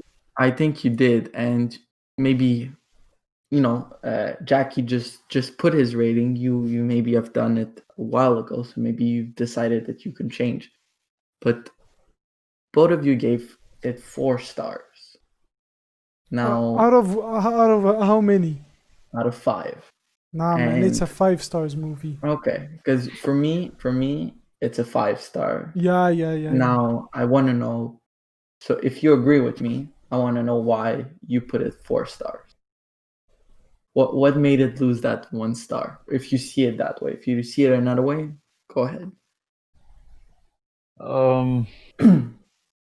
Me, the problem with this movie is we're not there yet. It's at the end. I think the end is the part that I didn't like, because the way I grade usually movies is I see I just ask myself question. I say, well, did it keep me interested until the end? Did I like it in the end? Was there something special? And every time I was like, yes, yes, yes. But then I like it's just there's this small margin between 4 and 4.5. And for me, I gotta be honest, like, I mean, when a movie is a 5 star, I don't usually give 5 stars. I think only 3 movies made it up there, so it's not very common for me to grade with 5 stars. But the difference between 4 and 4.5 is like, when you have a 4.5 movie, it's it's not perfect, but you know what I mean. I there's nothing I have to say for the movie that is bad enough so that But it for comes this down. movie, you have something to say. I have something, yeah, and it's just the end, and it's not a big thing. It's not a big thing. It's just that it it didn't stick the landing just as I expected, and it's not that it's a bad ending. It's just that I expected more because of everything that was before. In the end, well, when we get to the end, Yeah. we'll speak about. Well, it's But me- big enough to remove a whole star. To me, I don't know why. Maybe my Whole star, finger I slipped, right? My finger slipped. I put 4, but it's a 5 to me. Yeah, Fair so as enough. I said, it's not like a full star, because as I told you, like, to Yeah, you get a, don't count 5, right? It's half to you. yeah, it's half, because of Even 5 though stars. it doesn't work because it's I like forget arbitrary. To oh, you, yeah. 5 doesn't exist. So you No, you think I in told 4.5 scale, I guess. no, but no. What I'm telling you is that there are movies that can make it to 5, but to make it to 5, you have to be in this category of movies, and there are not a lot of movies that can make it there for me. Like, because I mean, when you give 5 stars, it's like it's a 5 star movie. You cannot have like a lot of movies in this spot. You can only I have like, guess I understand. You're putting every movie that was ever made and competing, and you're like, if you reach 5, you aren't many, right? You think about a bell curve, so most of the movies would have 2.5. yes. Okay, I get it. We can move on. That's We can move on. Yeah, but obviously, like, my curve is a bit like different, because I don't watch all movies. Like, ideally, this is what I would get, but yeah, basically, this is why I didn't give like 5 stars. But like, it's a 5 star experience. I mean, from the start almost until the end. So yeah, it's a great movie, and I understand why you gave it 5 star, both of you, because it's a great movie, and like, I want to thank you for putting this in our homework, because I was amazed from the start till the end. It was such a great experience, and it was different, and I don't know, it was different and familiar at the same time. So I really liked it. I'm glad you loved it, man. I'm Yeah. really glad because to me, it's one of the rare animated movies or movies in general where every single time I watch it, I have a visceral, emotional reaction to what I'm seeing or hearing or feeling, right? It's a movie that makes me feel a lot of things and beautiful things. So I have to give it that extra mark because it's so special. Mm. But yeah, let's move on, right? So the spirit of the forest heals Hakitaka, and when he wakes up, he's still too feeble to even chew his own um, to chew his own food. So Yeah. he gets help in a, again, beautiful scene by the wolf girl, San. We know her name now, so we can call the wolf girl the princess San from now on, if you guys want to. Yeah. And Yeah. yeah, you can continue. Yeah. So basically, what happens next is that the wolf tells the wolf. Well, before there's the meeting between the boars and the wolves, and they're deciding, well, we're going to attack the humans, and the humans are preparing for the fight. So we're at the start of we're getting to the start of the third act, where there's going to be the war between the animals and the humans. And then what's I think very interesting is that we don't get to see that war, because what happens is that Ashitaka wakes up, the wolf tells him, well, you should go because you're not part of this, and then he leaves, and then you know that the boars are going to fight the humans, but you don't see that. You only see the aftermath, which is horrible when you see all the corpses lying around in the battlefield. It's a horrible scene. But what you see though is Ashitaka going back and passing by the village, and then he sees one of the armies that he saw at the beginning in the territories of war attacking Iron Town. So he tries to help, but the women tell him, "Well, no, you should not help us. Go get Lady Ibushi, who is And the fighting men, against yeah. us." So he goes get Lady Iboshi, but Lady Iboshi, she doesn't care because she's not there for the boars. She's not there for the town at that moment. She's there for one thing. She wants to go inside the forest and she wants to kill the the spirit of the forest.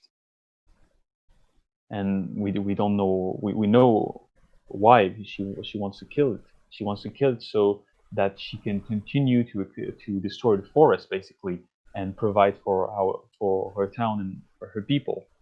So Ashitaka decides to go through the forest, and he's helped by the wolves because San is already in the forest trying to fight Lady Ibushi, but she does not manage it. And then Ashitaka makes it, but he doesn't make it in time, and there's some fighting and everything. And finally, Lady Boo she takes a shot at the spirit of the forest, and she kills it. And the way that she kills it is is very special.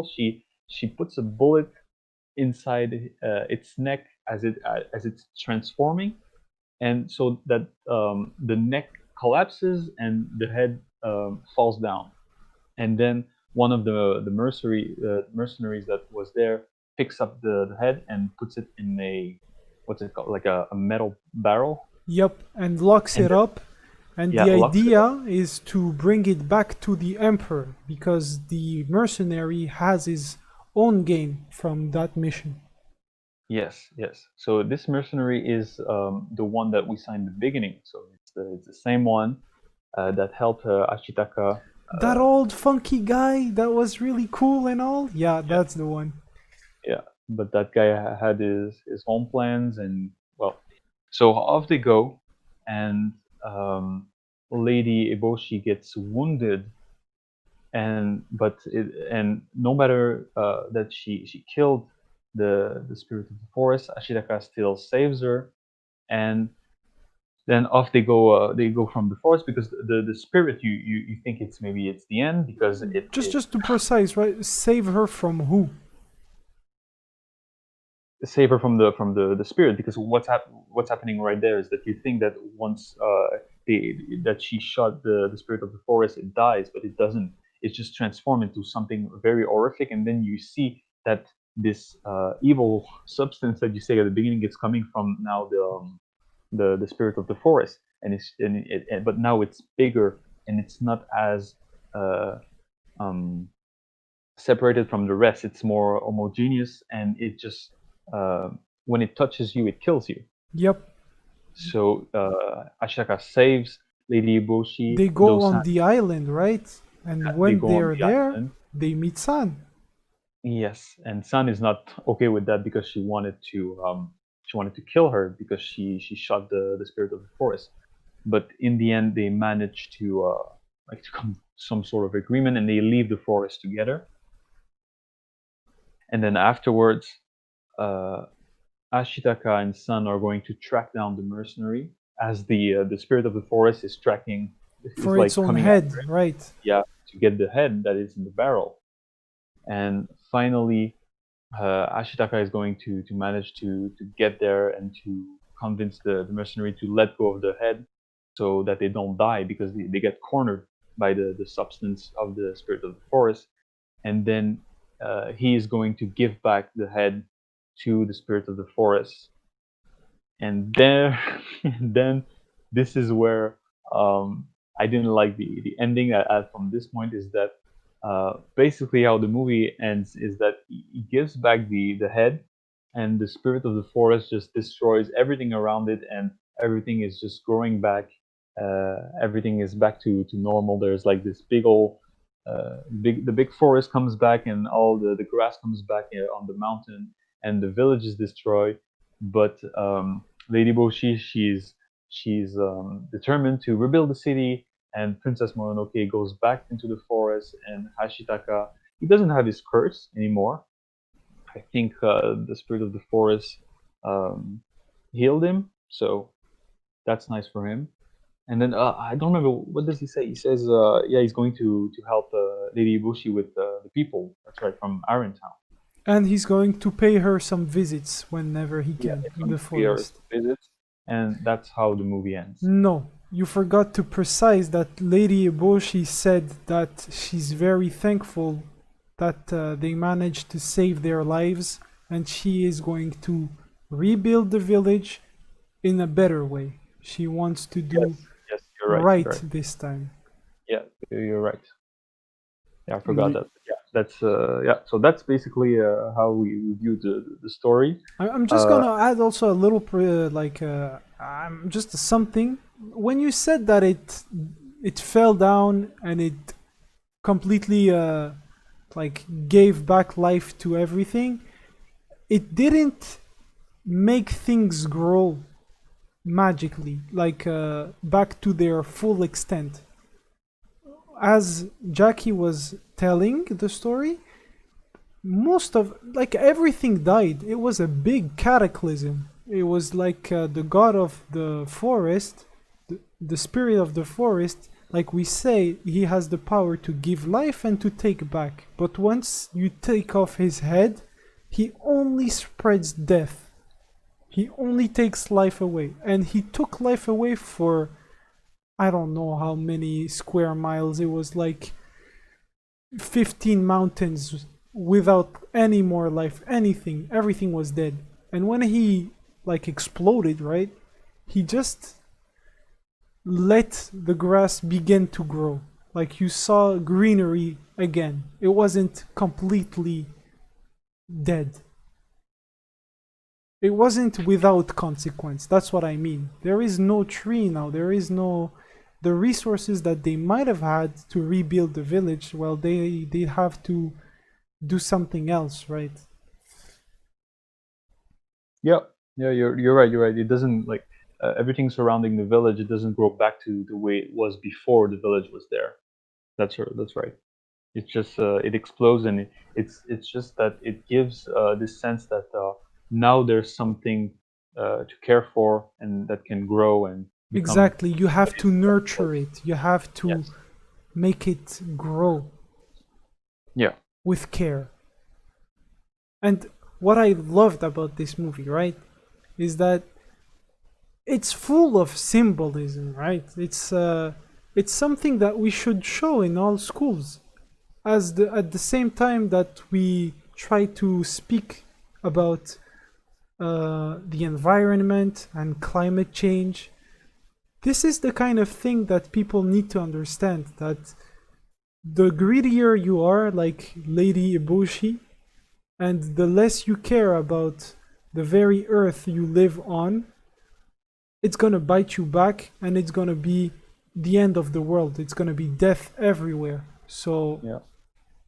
the imagery and how powerful it was, how powerless every character were, I think it's a like a pretty much a horror movie. You're like, oh my god. Yeah, but as you said, if you're greedy as Lady Bushi, it's not going to go well. And you're talking about the environment and everything, and I think that's true. But But the other they saw her change of heart. They yeah, saw that exactly. there is hope, Yeah, even exactly. for There the was, greedy people. yeah, and that greedy person is not a bad person per se. Yep. She cares for people, and she's not mean. She's not bad. She's not there to destroy everything in our path. And it's not that she hates everything. It's just that she tries to do the best for her people, and because she doesn't understand a better way to do it, she destroys the forest. But as you say, she has a change of heart, and that's what's beautiful in the movie is that she manages to understand, and she's not just killed off because she did one bad thing. So tell us about that factor that was not so good, that you would have preferred to be executed otherwise. Yeah, well, as I told you, it's not something. It's not a big thing, but it's just I found it too simple in the end. It's just that I was expecting something else, but I don't know what. It was. I think that everything was building up, and every time, uh, my expectations were met, and at the same time they were exceeding them. So I was very pleased with what I saw. But in the end, I thought you know, it's the climax. I thought the climax was going to be um, bigger and not just the spirit of the forest explodes and everything goes back to everything can grow back now, and that's how we end the movie. Yeah, I'm But just gonna share with you how I interpreted the the ending, right? yeah, but just let me finish. Go ahead, It's go not ahead. that I didn't like it. It's just that to get like the point five that gives you like the 4.5 mark.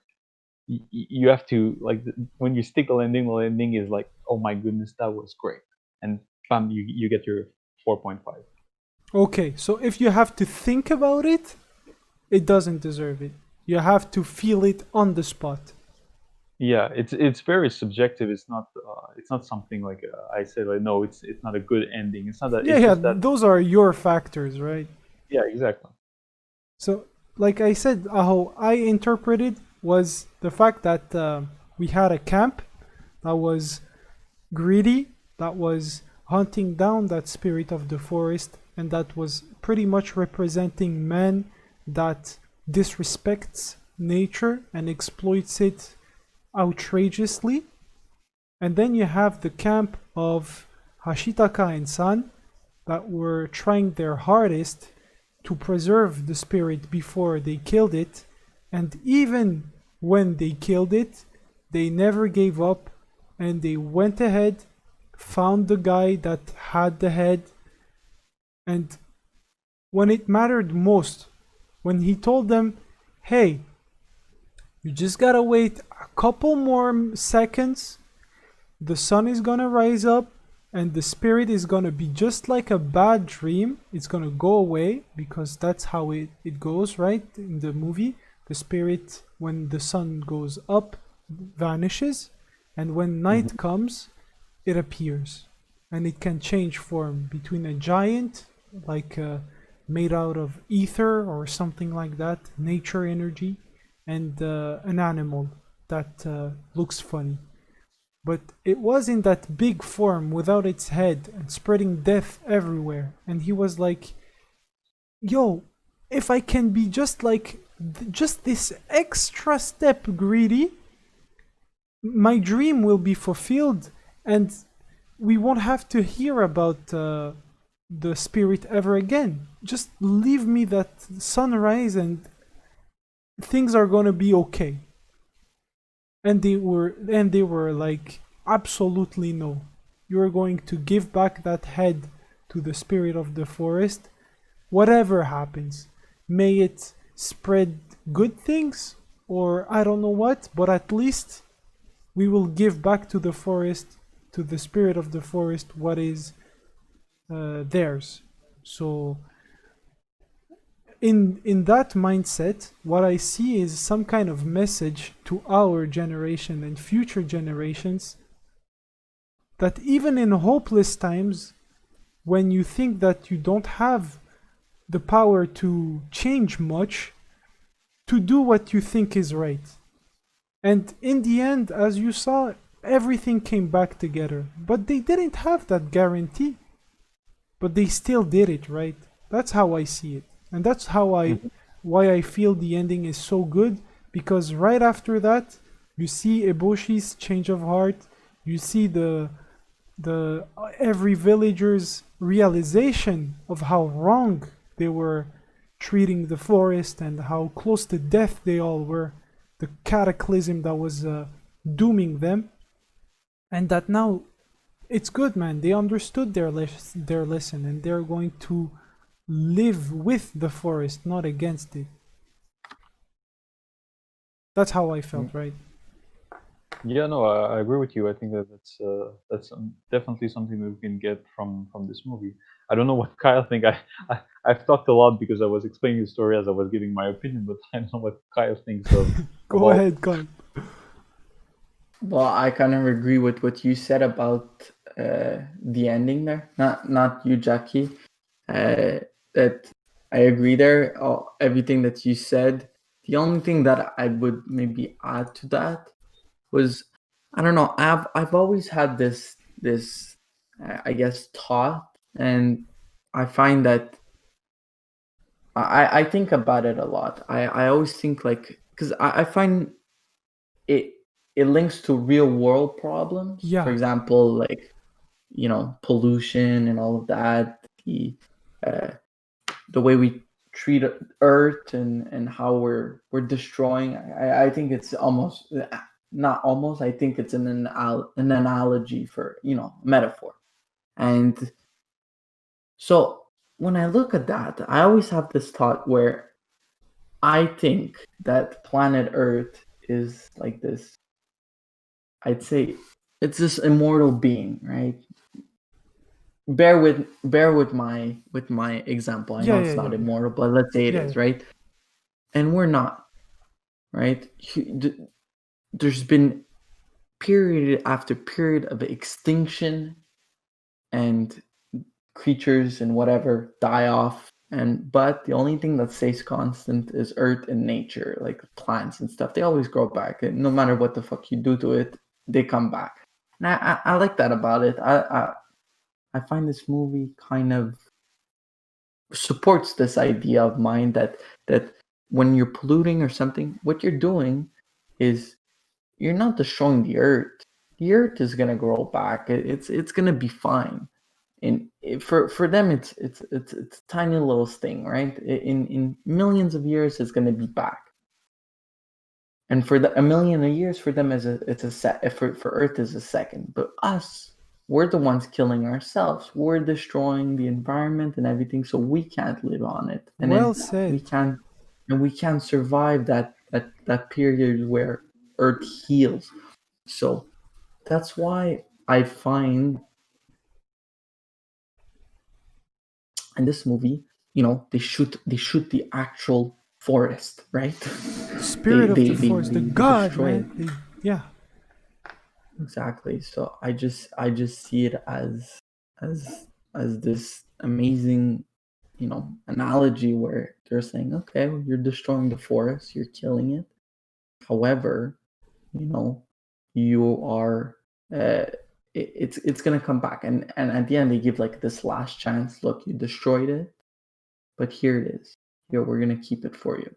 So we're gonna give it back, give you a second chance. That's less than what we have. So, and they learn from their mistakes, and they're gonna hopefully try to change their ways of doing it. But ultimately, forest is gonna grow back. There's gonna be another spirit. That's it. Well said. It's as simple as that. That's what I like about it. I liked it. I just like that it's simple, but that's what I love about movies. If you're any message or whatever, if you're able to keep it simple, and mean so much, and talk without saying words, with just showing it to you, not telling you, just showing it, and with these little clues here and there, just making you think. That's what I love about it. That's why, for me, it's one of my favorite movies of all time. Period. Just because the fact that they're able to make you think. So I remember after watching it, I thought about the movie for days and days after, because it's just like there's these little details that come and get you, and you understand the whole picture. But they only showed you, they only had your attention for two hours.